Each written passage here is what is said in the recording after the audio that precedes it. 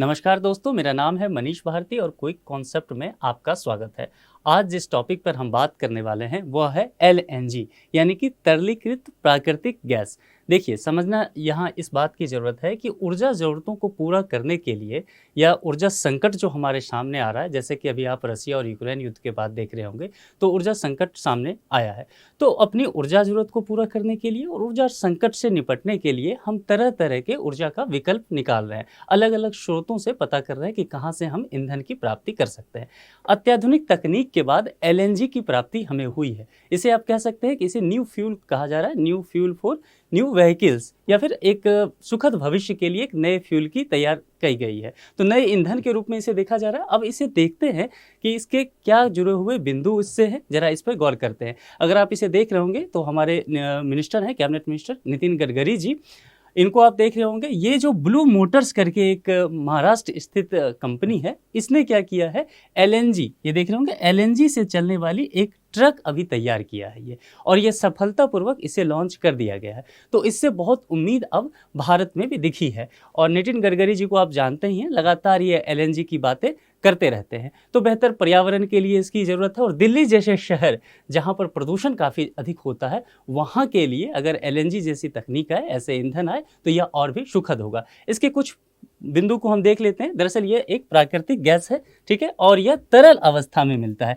यही इसका मुख्य बिंदु है कि प्राकृतिक गैस और तरल अवस्था में। अब इसे समझेंगे कि प्राकृतिक गैस आखिर तरल अवस्था में कैसे आ जाता है, इस बात पे हम डिटेल से चर्चा करेंगे। ये देखिए, संपीड़ित जीवाश्म ईंधन है। यह एक ऐसा जीवाश्म ईंधन है जिसे कंप्रेस्ड किया गया है, संपीड़ित करके तैयार किया जाता है तरल अवस्था में, ठीक है। इसे और डिटेल्स हम दिखेंगे। मीथेन गैस होता है और यह गंधहीन, रंगहीन और यह विषैला नहीं होता है, ठीक है। तो यानी कि पर्यावरण के दृष्टिकोण से काफ़ी लाभदायक होता है।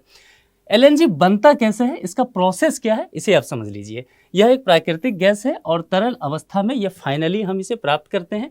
एलएनजी को -160 डिग्री सेल्सियस तक ठंडा करके प्राकृतिक गैस को तरल अवस्था में बदलकर बनाया जाता है। अगर मैं आपको ये प्रोसेस दिखाऊं तो ये देखिए, नेचुरल गैस है।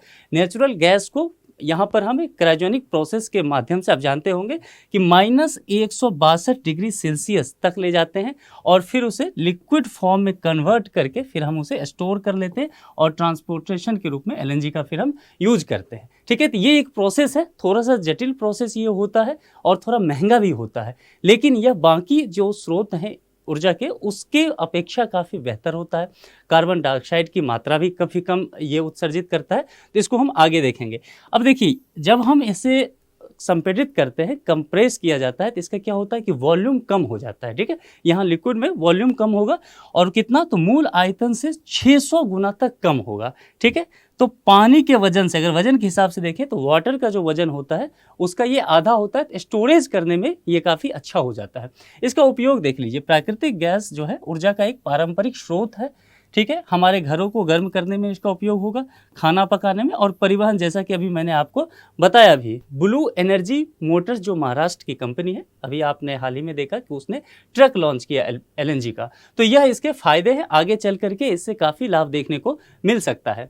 अब देखिए, अन्य प्राकृतिक गैस जो भी हैं, आप उनसे इसकी तुलना कीजिए और देखिए कि यह स्वच्छ क्यों है, क्यों एलएनजी पर अधिक जोर दिया जा रहा है। देखिए, एलएनजी है जो कोयले की तुलना में 40% तक कम कार्बन डाइऑक्साइड का उत्सर्जन करता है, ठीक है, कोयले की तुलना में। यदि तेल की तुलना में देखें एलएनजी का, तो 30% तक कार्बन डाइऑक्साइड कम उत्सर्जित करता है। देखिए, हमारा जो वायुमंडल में है ना, सारा खेल है कि हम जो कार्बन इमिशन कैसे जीरो करें, कार्बन डाइऑक्साइड का उत्सर्जन वायुमंडल में कैसे कम हो। तो एलएनजी इसके लिए लाभदायक हो रहा है। इसमें जीवाश्म ईंधन के अन्य रूपों की तुलना में कम कार्बन होता है, बाकी जो भी ईंधन है उससे तुलना करके अगर देखें। यहाँ देखना होगा कि सोलर एनर्जी की अगर आप बात करेंगे और पवन एनर्जी की बात करेंगे, तो उसके अपेक्षा कार्बन जरूर यहाँ अधिक निकलता है। तो उस मामले में तो आपको सोलर एनर्जी या विंड एनर्जी ही बेहतर होगा, लेकिन बाकी जो प्राकृतिक गैस है उसकी तुलना में एलएनजी बेहतर है। इसको यहाँ समझ लेना है इस चीज़ को। जीवाश्म ईंधनों में सबसे स्वच्छ ये ईंधन होता है एलएनजी, और यह कालिख, धूल या कणों का उत्सर्जन भी नहीं करता है। तो यह एक फायदा है। और सल्फर डाइऑक्साइड पारा या पृथ्वी के वायुमंडल के लिए जो भी और भी हानिकारक जो गैस हैं, एलिमेंट हैं, उसका ये उत्सर्जन जो है बिल्कुल नगण्य मात्रा में करता है। तो एक तरह से आप ये समझ लीजिए कि जो वायुमंडल के लिए भी ये बेहतर है।